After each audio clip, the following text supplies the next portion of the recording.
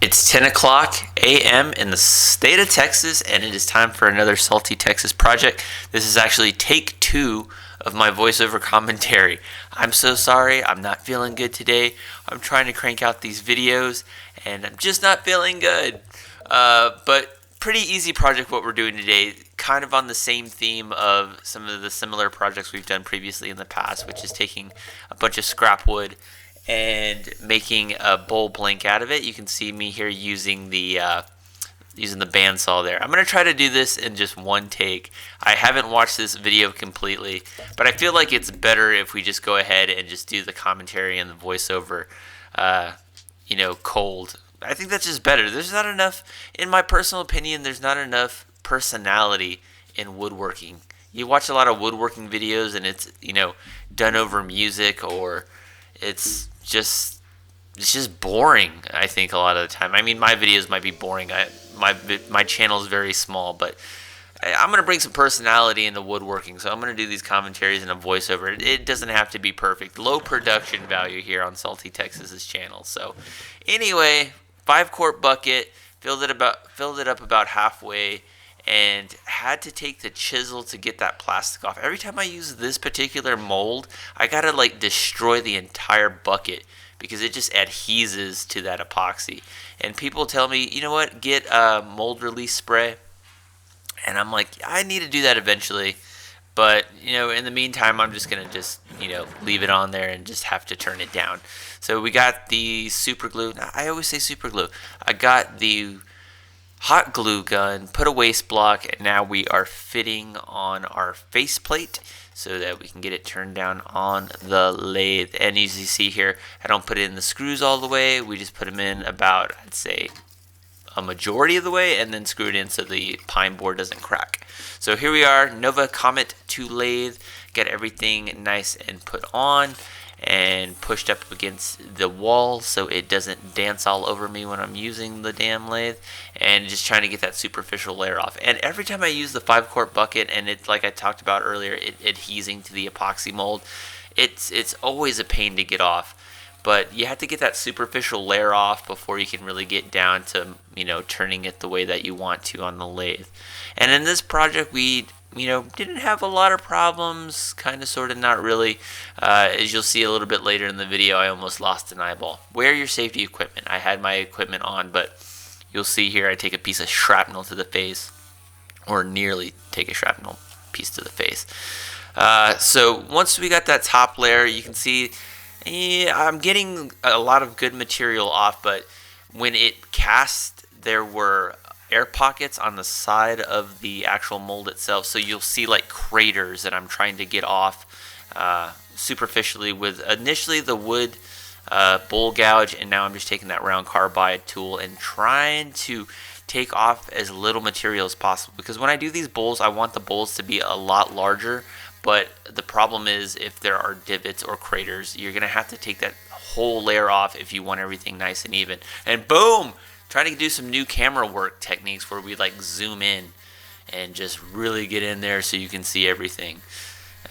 You know what? One of these days I'm going to get 2 cameras so you have a 2-camera view of when I do this. But see, those are those craters that I was talking about. So I'm I'm already taking a lot of material off. I don't want the bowl to be too thin. So now I'm just trying to get to the point where we take off just enough material to where the craters are gone, but it's large enough to where it's actually a significant bowl. Because a 5-quart bucket is a large bucket, but once you start taking off that superficial material, it kind of takes away from the size, I guess, of the actual project itself. And in a later project, later in the summer, I'm going to fill up the entire 5-quart bucket with resin and wood and try to make the largest bowl. Actually, I think I'm going to do that this weekend. I don't know. It's March when I'm doing this commentary. You guys probably won't see this until July. So here we are, a little wider angle, still trying to do the same thing and get all that crater off of it. And there's me wearing my face shield. And I bought a new face shield, by the way. It's a little bit better than this one. I can wear a respirator with it a little bit easier, and I'm not wearing a respirator. And this one, wear a respirator or some kind of covering, because man, those fumes from that epoxy will start to get to you after a little bit. But my garage is well ventilated. I had a lot of air moving, so I wasn't too concerned about it. But you can see all the cool shavings that I'm getting, because I'm literally covered in webs and shavings at this point. And there I am. See that? Yeah, it was really brief, but yeah, I was gouging or taking off the sides of the lips near the top of the bowl, and literally took a giant shard of epoxy to the face, which for some reason I still haven't learned my lesson, and I still end up doing that. But I'm getting a little bit better. I think I've kind of figured out that part, if you know what I mean. So anyway, now we're just taking the round carbide tool, a little bit of shoddy camera work there, and now we're just trying to round out the bottom of the bowl so we can start turning over the mortise. And my tailstock doesn't work anymore. This is why I need to get a new lathe, because the actual tailstock itself doesn't adjust. So basically it's just a prop there. It really doesn't, hold up against the headstock or anything like that. So I need to get a new lathe, people. Hey, and if you have any recommendations on what kind of lathe I should get, I want to get a Nova standing comment lathe. But I don't know. Nova's a really good project, or really good product. It's the only lathe I've ever used, and I really like it. So if you know any good entry-level standing lathes, leave a comment below. Let me know what you guys think. So here we are, taking the round carbide tool and cutting through the bottom of the bowl, trying to make that mortise, and getting the chuck fitted for it appropriately at the appropriate depth, because you want to get the appropriate depth and width when doing this part. And once I've gotten to a good width, now we're just taking out the bottom, really rounding out everything nice and even on the bottom, so that we can go ahead and attach that chuck. But first, this is I think probably one of my favorite parts, as I've mentioned several times. I love taking the faceplate off, and then taking the chisel, and then bam, taking off the waste block for the faceplate, which is really cool. I think it's just the hot glue that I love so much. I don't know. There's something satisfying about prying it off. That's just good. So there we are. Took the waste block off, and we cleaned up the glue. Took the rest off. So before we start gouging, we're going to take the lip of the bowl and get everything nice and even with the remaining portion of the bowl itself. And this project took me, from start to finish, it took me about 2 days. That's not including the time for the resin to set up and everything. But once we got the resin blank itself, it took me about 2 days to turn this down, in between work and everything else that I had going on at the time. We had just gotten done with a snowstorm, and it was still cold in the garage, obviously, because I'm wearing all my cold weather gear, and I'm kind of falling asleep because I just took some NyQuil, and I'm not feeling good today. But anyway, so you can see here that I'm trying to fix where the shard of glass, not the shard of glass, but the shard of resin came off the lip of the bowl. Eventually got that done, but now it's got a little bit of a rounder top, which I wasn't going for initially, but it's going to turn out really looking good at the end. So that mistake was probably for the best, because it looks really good a little bit later in the video. So here we are. Now we're just doing the gouging part, and you can see that I'm actually pushing the lathe almost off of the workbench itself, which was kind of alarming. Don't do that, but we're getting really good shavings and ribbons, and I'm having to readjust the lathe, bring it back from me literally pushing on it. That's why I want to get a standing lathe, try to prevent a lot of this stuff.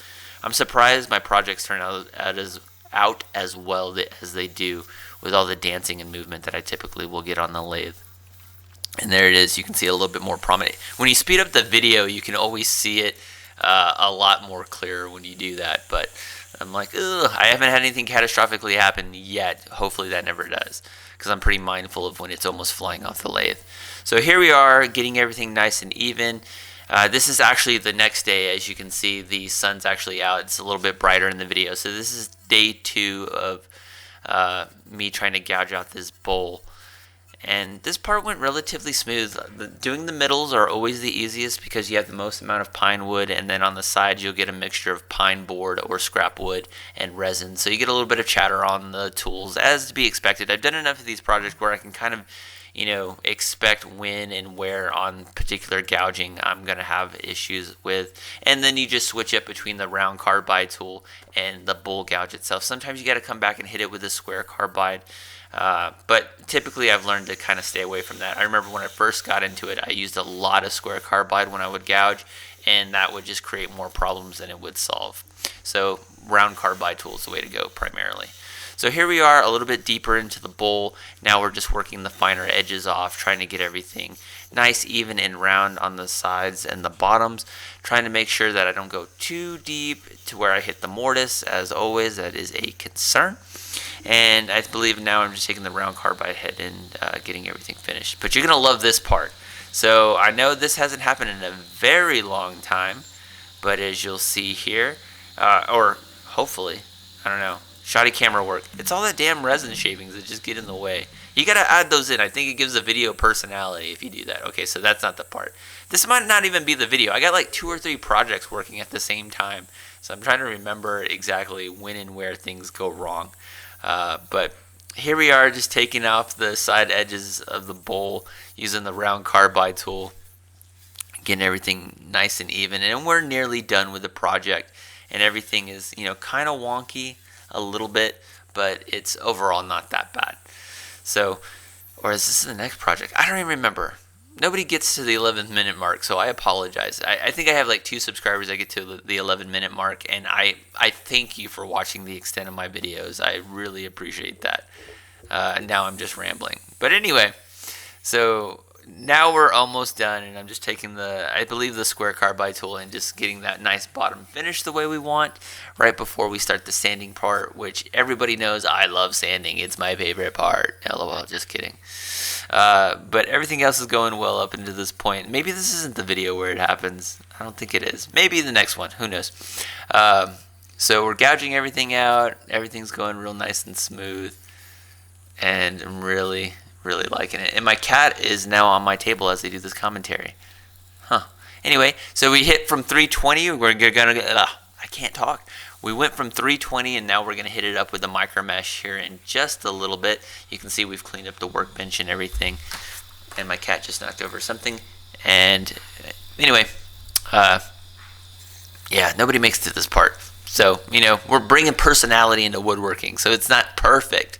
Everybody thinks woodworking is this perfect art. It's not. Making YouTube videos is the same way. So, it'll be okay.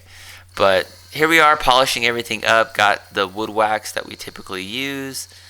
It looks absolutely, like once you polish it up and I sanded it, it looks great. You get like a real ruby red type of finish, and it looks absolutely gorgeous. So here it is at the end. Kind of shoddy camera work, but I hope you liked it. Don't forget to subscribe, and I'll see you guys in the next project. Peace. Okay, so project is done.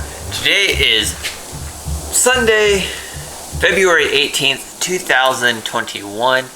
One of our largest bowls that we have done on this channel, and this one turned out absolutely spectacular. There is glitter in it, as you could see from the outro there. Really good piece, not a whole lot of problems. You can see the scrap wood, you can still see small indications of all that scrap that we used. A little bit of problems when we were doing the gouging part of it, only because there's such a mixture of woods in there, but wow, it turned out really fucking good.